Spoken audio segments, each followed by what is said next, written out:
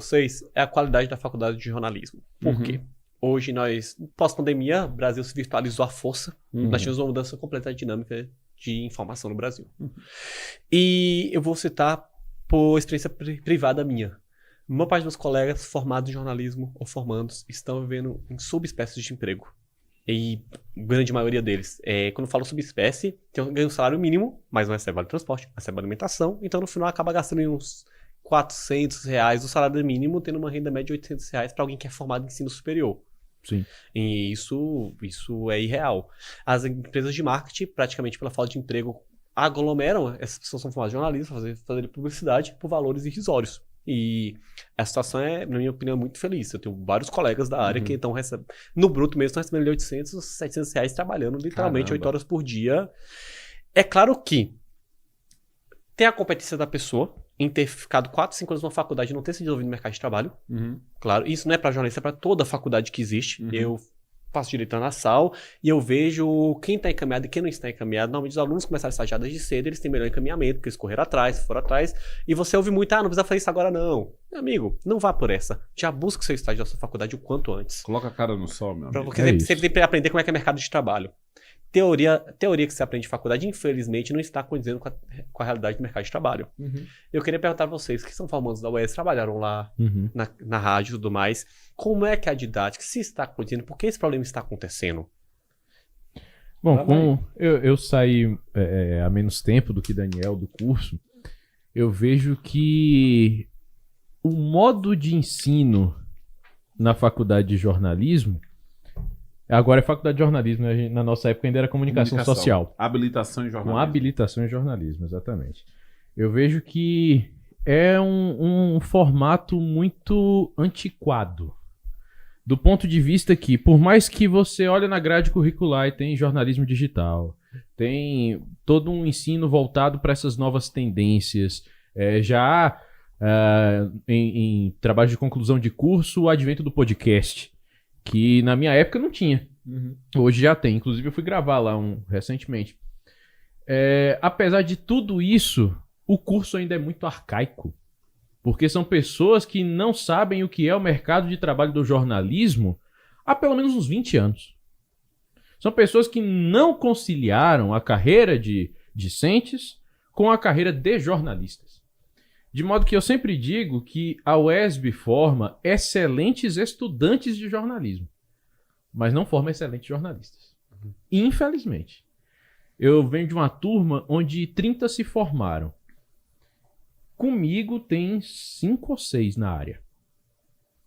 24 migraram, foram para a área da pesquisa, outros foram para outra área, tem gente que já está fazendo outra faculdade, tem gente que está rodando de Uber. Então, o mercado não absorve, os professores não sabem lidar com esse mercado que não absorve. Você tem uma ou outra exceção, claro, mas em sua maioria, desde quando passaram no concurso da UESB, estacionaram ali, não buscaram uma evolução, não buscaram entender como é que funciona esse mercado da comunicação. E pelo fato de ter alguns professores de fora de Vitória da Conquista aí que não entendem mesmo como é o mercado de conquista, como o mercado funciona. Eu sou de uma época... Parece papo de velho, né? Eu sou... Não. Eu sou de uma época que as rádios de conquista evitavam de absorver jornalistas da UESB. Porque a gente aprende uma coisa no curso que chega lá vai mudar tudo. A gente quer chegar lá impondo, o formato de pauta é com a tabela do Excel tal. Para você fazer um convite para um entrevistado tem que ser com 48 horas de antecedência. No rádio isso não funciona. Tem programa de rádio em conquista que literalmente te vê passando na rua 10 minutos antes do programa e te convida para uma entrevista. Então a gente aprende isso na prática. Eu lembro de Joelmir Betting, que falava que na prática a teoria é outra. Só que eu também conheço gente que fala que para uma prática funcionar, a teoria também tem que funcionar. Então na UESB a teoria nunca funcionou. Porque querendo ou não, teoria é a prática aplicada. Exato. É porque aqui no Brasil nós temos a confusão das palavras hipótese com teoria. Exato. Não a pessoa falar teoria de tal coisa, mas é hipótese. Hipótese é algo que pode ser fundamentado ou não. Pode acontecer ou pode não acontecer. Pode se comprovar ou não se comprovar. Já a teoria é uma hipótese que foi comprovada e replicada para se demonstrar comprovação. Então eu acredito que o curso de jornalismo por mais modernidade que tenha recebido, foi, na verdade, um curso arcaico que fez dieta. Perfeito. Basicamente isso. Deixa eu falar sobre a UESP. Primeiro, demonstrar minha gratidão pela minha universidade. Sim. Tenho muito orgulho de ser formado pela Universidade Estadual do Sudeste da Bahia. Ingressei na universidade em 2003 e concluí o curso de jornalismo em 2007. O curso de jornalismo foi criado pelo professor Luiz Nova e José Duarte. Certa vez eu estava conversando com o Zé e Zé disse para mim: Dan, nós não criamos o curso para atender a demandas do mercado. Até porque se fosse essa a finalidade, bastava uma turma e a situação estava resolvida. A pergunta que fica no ar é: e criou para quê? Criou para quê? Né? Você observa a Faculdade de Belas Artes em São Paulo, que hoje não se faz mais a monografia. Substituiu a monografia por projetos que possam atender o mercado. Você observa hoje a Faculdade da Casper Libero, também em São Paulo, atendendo cada vez mais e sintonizada cada vez mais com as demandas do mercado. Né? Então, com todo o respeito que eu tenho ao professor José Duarte, nesse ponto eu preciso discordar. Perfeito. Então, eu preciso de uma universidade que cumpra, de fato, a sua extensão. E a extensão da universidade está exatamente nesse alinhamento com as demandas da comunidade onde ela está inserida. Eu dou como exemplo a Universidade Federal de Viçosa. A cidade gira e respira em torno da universidade. Né? Isso também deveria acontecer aqui em Conquista. Especificamente falando do curso, Igor está completamente com razão quando ele diz: os professores não conseguem alinhar a sua prática profissional, a sua prática, alinhar a sua docência com a atividade jornalística. Nós temos heróis da resistência, e aqui eu quero parabenizar a professora Carmen Carvalho pela insistência e teimosia, né, Igor, de formar e ser inspiração para outros jornalistas. Nós temos que era a Oficina de Notícias, depois virou um projeto digital, que é o site Não, a Oficina de Avoador. Notícias permanece. Que faz parte da grade. Foi pro digital também, era o jornal impresso. E aí, tem agora o projeto digital, que é o Avoador. Que é independente. O Avoador, que é um jornalismo independente, etc, etc. Mas nós temos que reconhecer que existe um distanciamento, né? E quando você me pergunta, Bruno, onde é que está o problema está muito mais, o problema é lá embaixo, porque a sensação que eu tenho e de graduação eu entendo. Sim. Eu passei por 4. Eu fiz jornalismo, direito, engenharia civil e odonto. Então, assim, e em todas elas eu percebo que nós formamos, nós nos graduamos e depois nós não sabemos o que faremos com o conhecimento adquirido ao longo dessa graduação. E agora eu faço o quê? Como é que eu vou produzir riqueza a partir do conhecimento técnico que eu tenho? Eu tenho que concordar. O curso de jornalismo específico tem que formar um profissional com uma instrumentação necessária para fazer uma leitura de realidade. E essa instrumentação, ela parte, no nosso curso específico, de um olhar filosófico e sociológico, né? Então, apesar de estar lá no Departamento de Filosofia e Ciências Humanas, o jornalismo é uma ciência social aplicada, tal como é o direito, tal como é a contabilidade. Uhum. Mas nós entendemos que é necessário ter uma formação. Sim, eu tenho essa formação, mas eu faço o que com essa formação? Como é que eu consigo monetizar essa formação? Né? De que forma eu consigo transformar esse conhecimento em um produto? É isso. Como é que eu crio um produto? E não é só o curso de jornalismo, não, cara. Também. O curso de direito padece do mesmo mal. O curso de odontologia, que forma profissionais autônomos, nós somos profissionais liberais, padece também do mesmo mal. E aí fica realmente difícil a gente fechar a conta. E a sensação que a gente tem é que nós estamos atravessando uma ponte que não foi finalizada. Uhum. E é trágico, porque você começa aqui, você tem um acesso, né? Nós brigamos pela democratização desse acesso, nós estamos avançando nessa pauta, mas quando chega o outro lado? No resultado, vai para onde? Então, essa saturação do mercado, a gente não é como o Canadá que regula isso, né? Então, assim, você enche o mercado com esses profissionais, né? E acaba prostituindo a área, essa é a grande verdade.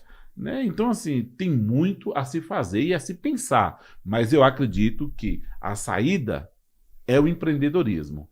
E nós estamos discutindo empreendedorismo em nossas faculdades? Não.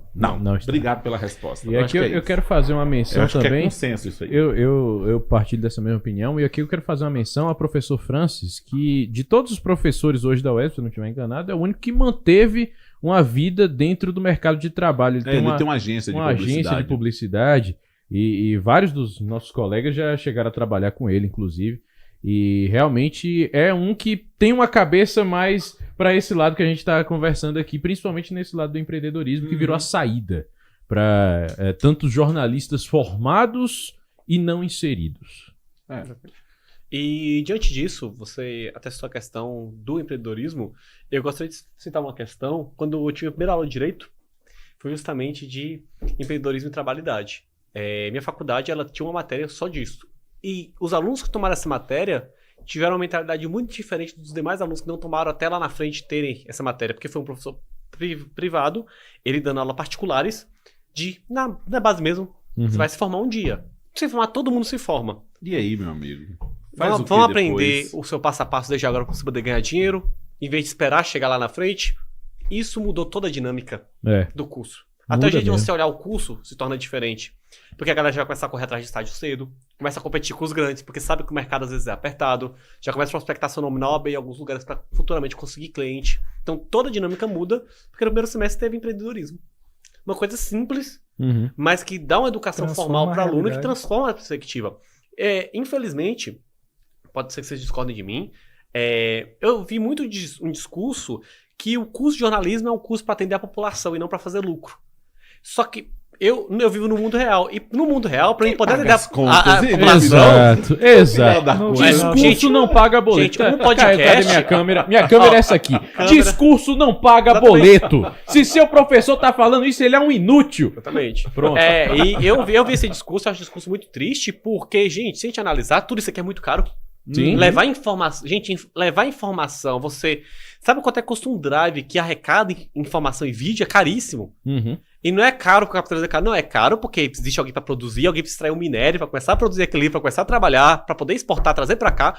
Gente, isso não nasce, câmera, microfone, não nasce no chão do supermercado. As coisas vão ser construídas. E construir isso, só para concluir, requer determinados valores e preços. Então, eu achei uma colocação muito triste, na primeira vez que eu ouço isso, eu achei uma colocação muito triste, que parece que está desalinhado com a realidade. Porque até se você tiver um amor pela coisa, é bom você lucrar com isso para que você consiga expandir suas redes e leve isso para mais pessoas. Tem que ter viabilidade econômica, claro. Tem que ter viabilidade comercial. Não tem essa de você... Olha, quem fala isso, com certeza deve ter um salário aí assegurado, né? Por meio de 15 mil no mínimo. Por meio de concurso. Fora os benefícios. É muito fácil. Você que é concursado, né? Tem seus 37 mil reais. Plan serve todo mês. Que não vale nada, mas tem. Tá lá. Né? Tá lá. É muito fácil para você. Agora, pra gente que é chão de fábrica, pra gente que tem que produzir a riqueza, né? Que não é nem tão riqueza assim, mas os recursos para que a gente possa sobreviver, é muito difícil. Então você tem que ter viabilidade. Gente, olha, filantropia é da porta para fora, da porta para dentro. Isso é um processo de trabalho, isso é uma estrutura organizacional, envolve investimentos, custos, né? E, é claro, objetivos do lucro, porque é por meio dele que a gente sobrevive e paga as contas. O resto é conversa fiada, meu amigo. Eu falo é muito sempre, simples falar isso. Eu não sei se contigo foi assim, até porque você já saiu direto para empregos em emissoras de TV. Você sai com a mentalidade de ser empregado. Exato. E no meu tempo era pior porque só tinha um analógico. Exatamente. E você não tinha o digital, você não tinha como empreender. Eu vou empreender sendo jornalista como? Se eu, no meu tempo não existia canal de YouTube, não existia podcast, não existia site, não existia nada, meu amigo. Então como é que eu, como jornalista, menino de periferia, eu vou ter condições de montar uma estrutura como uma emissora de TV, que é de concessão pública? Exato. Entendeu? Não tem. Então, assim... E é assim até hoje, esse ranço de que o cara tem que sair dali para ser empregado de alguém. Sim. Sabe? Ouço assim, muito isso. Olha, eu experimentei isso no direito, eu experimentei isso na engenharia civil, eu experimentei isso na odontologia e graças a Deus, viu, Igor, a gente conseguiu se livrar.